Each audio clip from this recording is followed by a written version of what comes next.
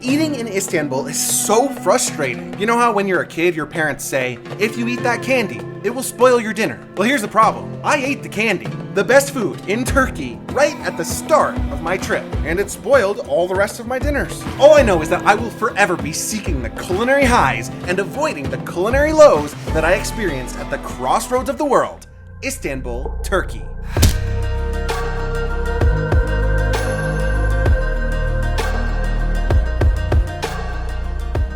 Istanbul was my base for the entire month of May, 5 weeks at the intersection of Europe and Asia. My apartment was in Beyoğlu, which is one of the biggest tourist neighborhoods in town. That does make finding good food hard, but not impossible. If you're willing to look in the back streets and alleyways, you can always find a couple great diamonds in the rough. Stick with me, I'm going to tell you about where to find these diamonds in the rough, the best food that I had during my 5 weeks in good old Constantinople, along with some fun recommendations for you to try on your visit.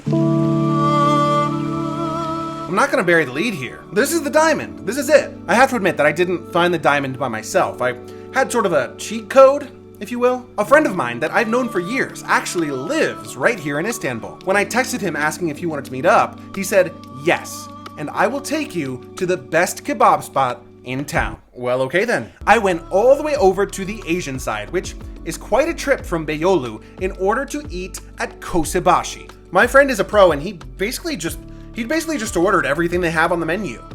Look, I respect it. Generally speaking, we started with this balloon bread that we dipped into like this hummus and these like spicy beans and cheese and this sort of yogurt dip. There were no misses here. For our main course, aside from some unbelievably delicious and tender kebab, we had this sort of Turkish pizza. And it's important that I mention that this is very different from the pita with a D that I had elsewhere. It has this very thin crust, and my friend suggested that I roll it up before I eat it, which is exactly what I did, and it was glorious. Then there was the dessert. This place is a diamond in the rough, I'm telling you. This is called kunef, and its texture is sort of like a frosted mini wheat, except without the frosting and filled with, I guess, cheese and covered with syrup and butter. Alongside some Turkish tea, this whole experience just made me start rethinking all my life choices. This was, without a doubt, easily one of the 10 best meals that I have ever had in my entire life. I was actually grateful because being on the Asia side just gave me more of a chance to explore. My walk led me to Göztepe Park,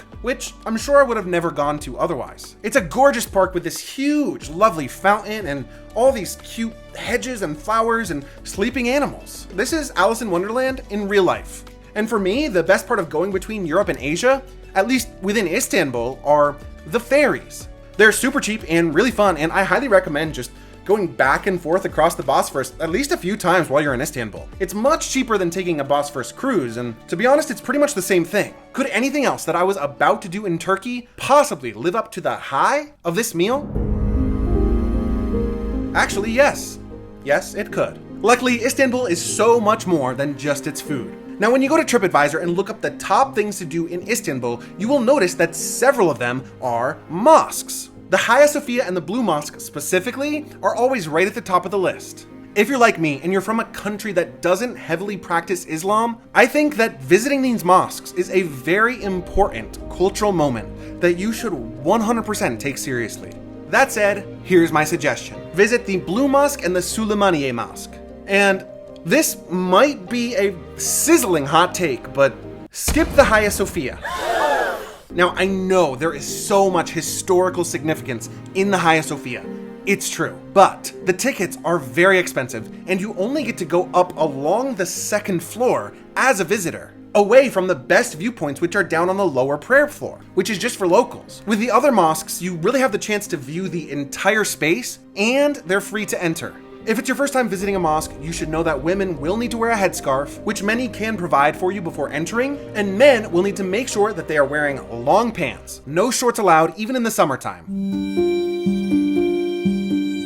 Also right nearby, in the Sultanahmet neighborhood, you have the chance to see the Basilica Cistern, which is also very iconic, and unlike the Hagia Sophia, at least for me, this one is worth the entry price. These sort of cisterns are all over town. They're under your feet all the time in Istanbul, and the Basilica Cistern is the biggest one. They have it all lit up down there in these really cool and spooky and cinematic ways. even with all these iconic attractions, the best thing that happened for me in Istanbul happened on the way back to my apartment. Sunset. Sunsets happen all over the world every single day, but truly, they genuinely hit differently in certain places. I especially felt that in Lima, Peru. I mean, I made an effort there to go and see the sunset almost every single day. It's similar in Istanbul with the seagulls and the sun falling just behind the mosques. It really is one of the most romantic imaginable sunsets. Really, it's gorgeous.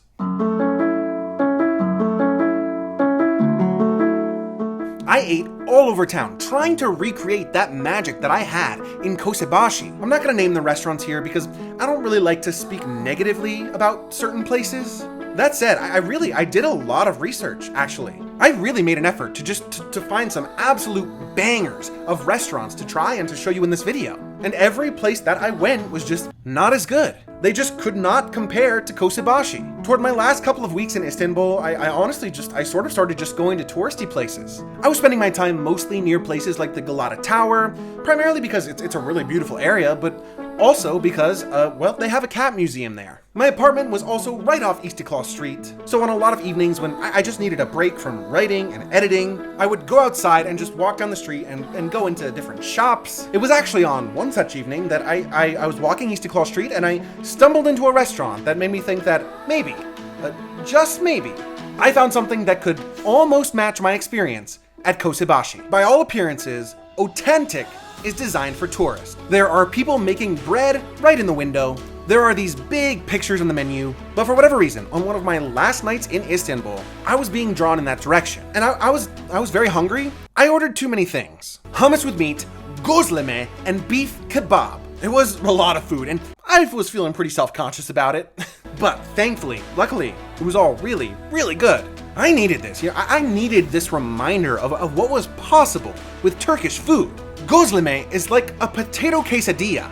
It's perfect. The meat in the kebab was so tender and juicy, and the hummus was honestly exactly what I needed. I was so glad that I found this, because if you go to Istanbul, then there's no doubt that at some point you will end up on Istiklal Street. And now, if you do, you have the chance to eat somewhere that will blow your mind. If you can, go to Kosebashi on the Asian side first, but if not, Authentic on the European side is a great alternative.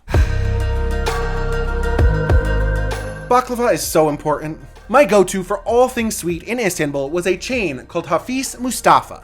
Now, no doubt this is not the best baklava in all of Istanbul, but one thing I will say for Hafiz Mustafa is they really make it an experience for you. The displays are gorgeous, they give out free samples, everyone is dressed up. Turkish Delight, on the other hand, I actually have some right here. I can't tell if I actually like it. Like, should I? It's okay. It's okay.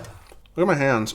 Okay, here's the thing. I will be back in Istanbul, right? No one ever goes to Istanbul just once. It's like a magnet. Once you've gone and you've seen those sunsets and been inside the mosques and seen a whirling dervish show, I don't know, something feels like it's always pulling you back. As such, I am genuinely asking you, dear viewer, if you've ever been to Istanbul, can you please give me some food recommendations in the comments? Sometimes I go to places for only a day or two, but I was in Istanbul for 35 days, and I really only found a few restaurants worth sharing with you on this channel. I mean, that's gotta be on me, right? Like, I somehow fucked this up. So please, let me know where I need to go next time. I'm actually gonna make a mega list of your recommendations, and I'm gonna try as many of them as I can on my next visit. I might even make a video about it.